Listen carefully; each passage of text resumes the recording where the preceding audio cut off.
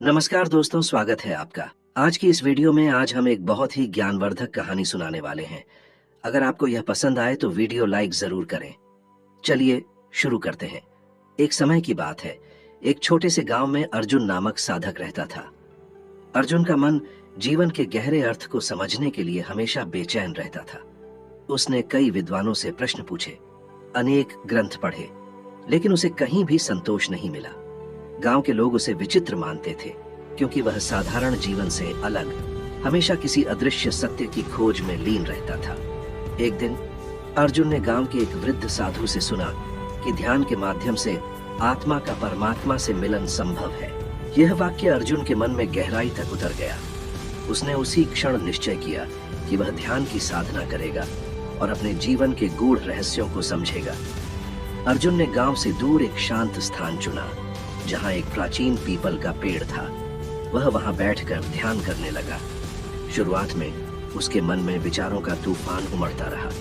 बीते अनुभव, इच्छाएं और भय सभी उसे विचलित करने लगे, लेकिन अर्जुन ने हार नहीं मानी।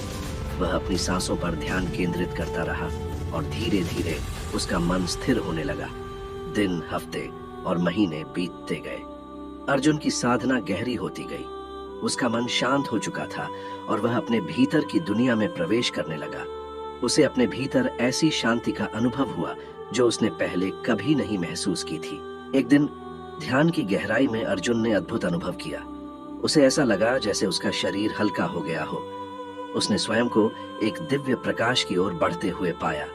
वह प्रकाश इतना तेजस्वी था कि उसने अर्जुन के सभी भय, शंकाएं और द्वंद्व को समाप्त कर दिया। अर्जुन ने देखा कि वह एक अनंत ब्रह्मांड में प्रवाहित हो रहा है, जहां हर दिशा में प्रेम और शांति का अनुभव हो रहा था। उसे समझ में आया कि यह प्रकाश परमात्मा का है। उस क्षण में उसने आत्मा और परमात्मा के एकत्व का अनुभव किया। अर्जुन को लगा जैसे वह स्वयं इस ब्रह्मांड का अभिन्न हिस्सा है। जब अर्जुन ने आंखें खोली तो उसकी आत्मा दिव्य शांति से भर चुकी थी। उसने महसूस किया कि उसे जो अनुभव हुआ उसे दूसरों के साथ साझा करना चाहिए। उसने गांव में लोगों को बुलाया और अपनी साधना के अनुभव सुनाए।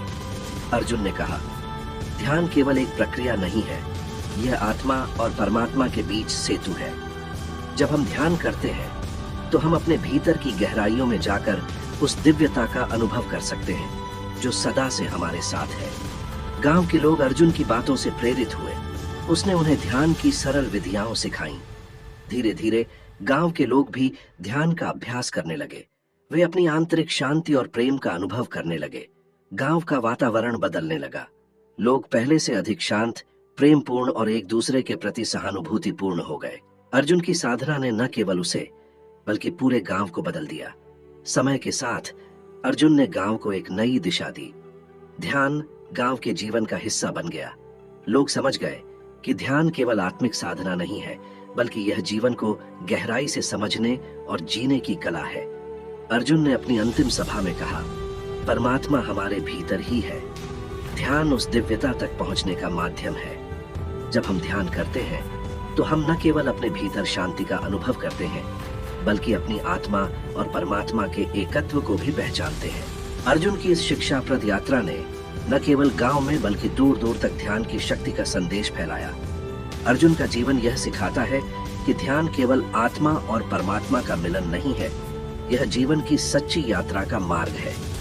अगर आपको यह कहानी पसंद आई हो तो वीडियो लाइक जरूर करें